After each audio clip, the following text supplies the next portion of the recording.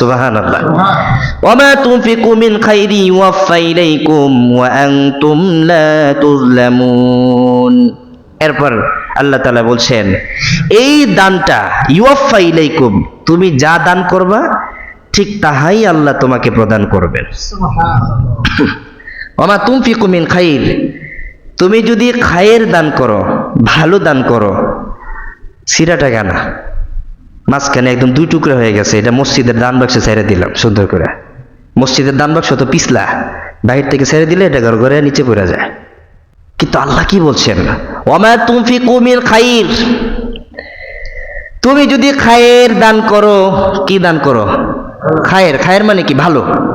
তুমি যদি ভালো বস্তুটা দান করো, তো তুমি যেটা দান করবা সেটাই আল্লাহ তোমাকে, এবার যদি তুমি মন্দটা দান করো আল্লাহ তোমাকে কি দিবে? বাস হয়ে গেল সমাধান।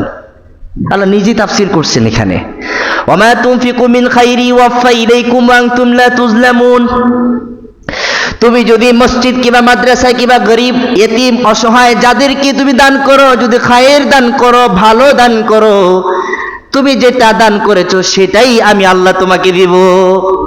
আর যদি তুমি মন্দ কিংবা পচা গান্দা খাবার দান করো, অনেক ফ্যামিলিতে আছে গরিবদেরকে আউশ করে খাওয়ায়, উৎসাহ নিয়ে খাওয়ায়, কিন্তু খাবারটা গান্দা থাকে, বাসি থাকে, যে খাবারটা তার ছেলেকে খাইতে দেয় না, মেয়েকে খাইতে দেয় না, নিজেও খায় না, আগের দিনের খাবার পরের দিন ফকিরকে দিয়ে খাওয়ায়।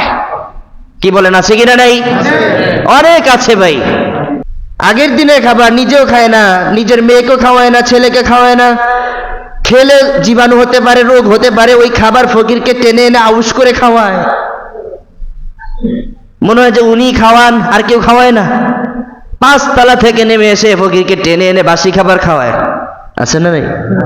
বহুত আছে, উদাহরণ দিয়ে শেষ করা যাবে না, বহুত আছে।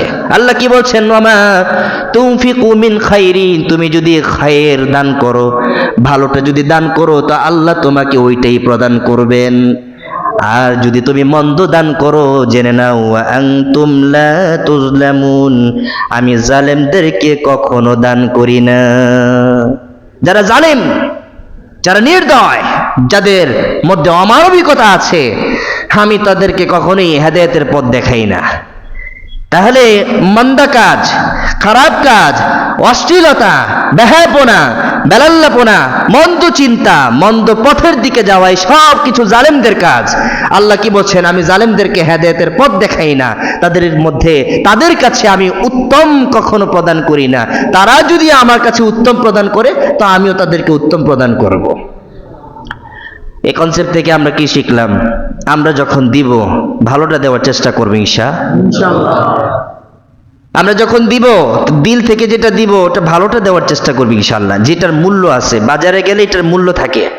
এমন একটা টাকা দিলেন, আপনি বাজারে গেলেন, ওই দোকানদার বলতেছে ভাই এটা আমার কাছে চলে না, পাবলিক নেয় না। আরেক দোকানদারের কাছে গেল, এই চলে না, এইভাবে চলে না, ব্যক্তি মনে করে দূর, ওই টাকাই চলবে না আমার কাছে। এমন যেন না হয়, যেটা চলে, অচল নয়, সচল, এমন কিছু আপনি দান করবেন। খাদ্য যেটা পিওর, যেটা আপনি নিজে আজকে রান্না করেছেন, আপনার স্ত্রীর হাত দিয়ে, আপনার বোনের হাত দিয়ে, আপনার মেয়ের হাত দিয়ে, ওই খাবারটা আপনি অসহায়দেরকে খাওয়ান। হাদিসের মধ্যে কি আসছে?